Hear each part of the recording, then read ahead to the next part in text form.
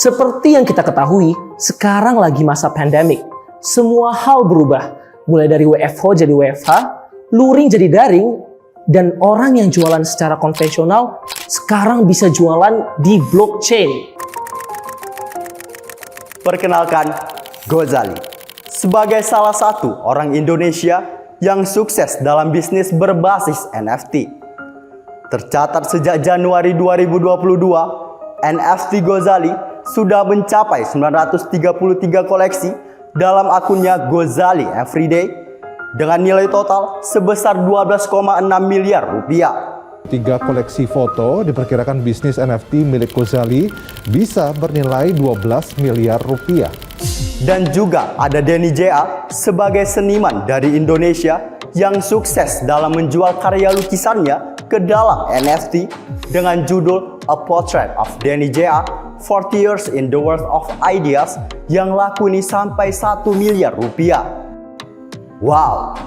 Masalahnya, biasanya kalau kita mau jual karya, pasti kita melalui beberapa proses pendaftaran karya di suatu lembaga.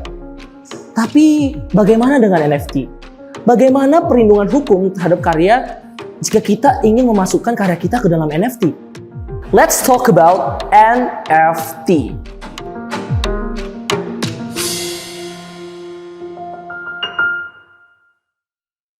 Dewan juri yang kami hormati, perkenalkan, saya Dan Karo Samura dan saya Muhammad Hanif Arido yang akan mempresentasikan esai kami mengenai perlindungan hukum terhadap eksploitasi hak cipta NFT dalam bisnis digital di masa pandemi COVID-19 di Indonesia.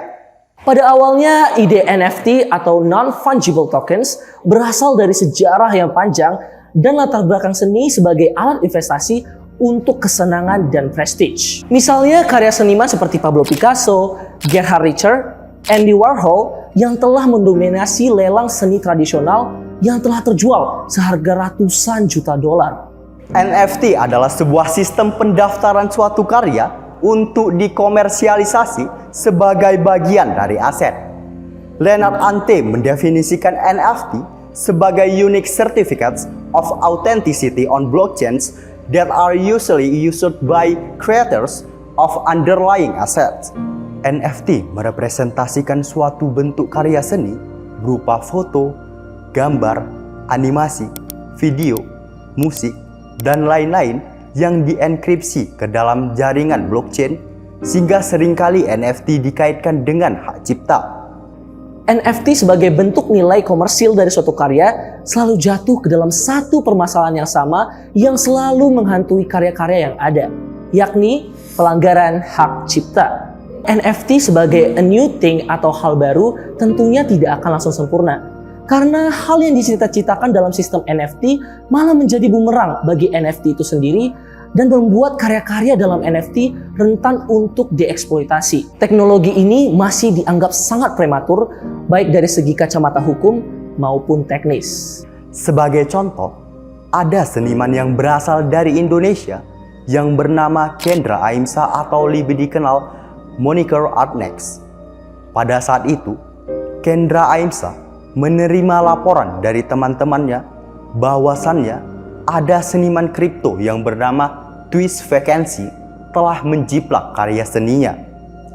Karya seni yang dijiplak oleh Twist Vacancy berupa kolase yang memiliki banyak unsur yang mirip dengan karya seni yang diciptakan oleh Kendra Aimsa. Pada akhirnya, karya seni yang dipasarkan oleh Twist Vacancy telah laku terjual hingga mencapai 46.000 US dollar. Seperti yang dapat kita lihat dalam gambar ini.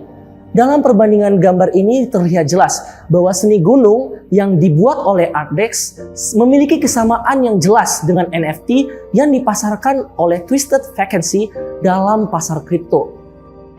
Wait, there's lots of other characters if you don't like the Pixie Sorcerer. No, there aren't. They're all just the same with different costumes. Ketika sebuah karya seni menjadi NFT, maka bagian dari penggunaannya adalah untuk membuktikan keasliannya sendiri. Artinya tidak dapat dilindungi lagi oleh hak cipta. Disinilah letak dari sistem NFT yang rawan dan dapat dijadikan celah untuk dieksploitasi.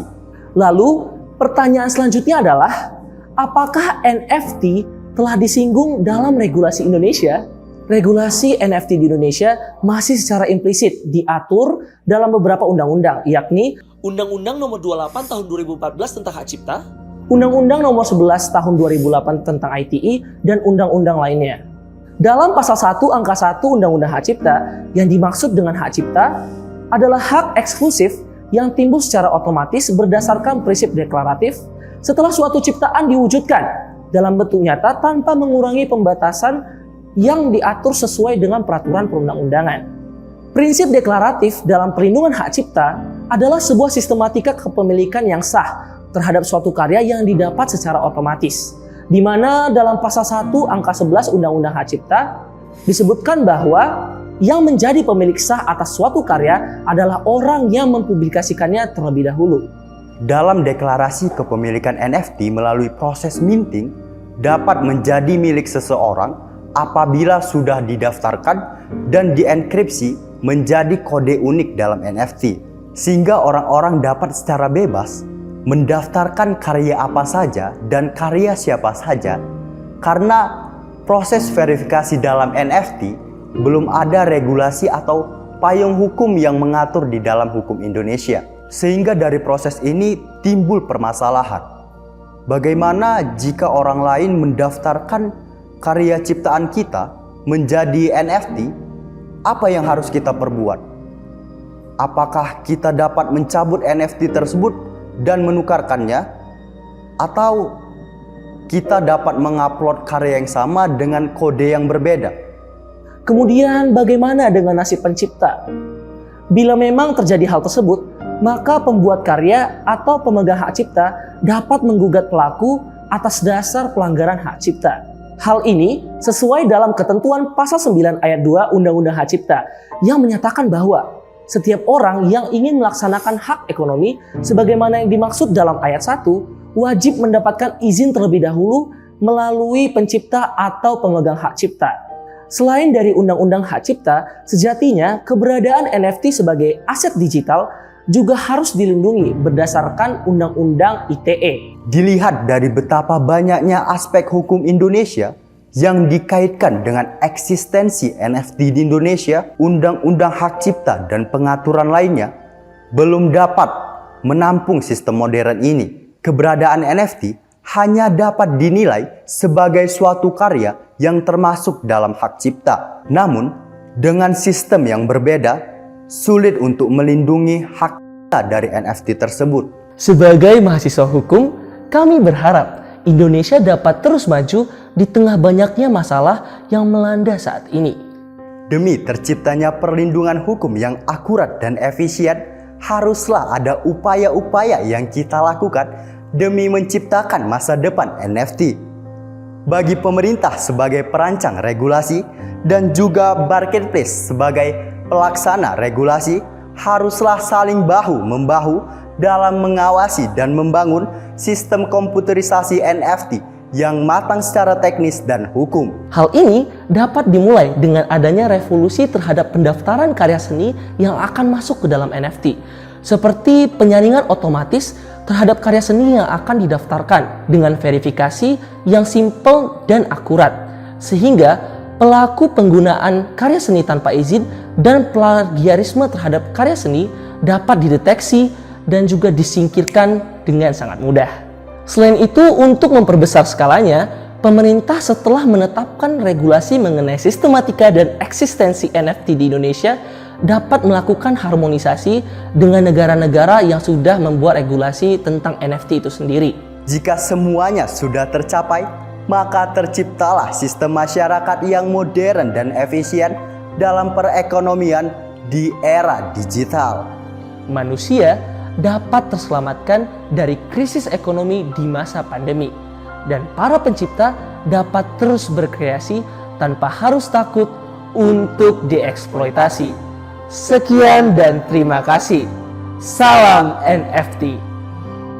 Kita semua memang harus mau tidak mau harus siap atas kemajuan digital dunia.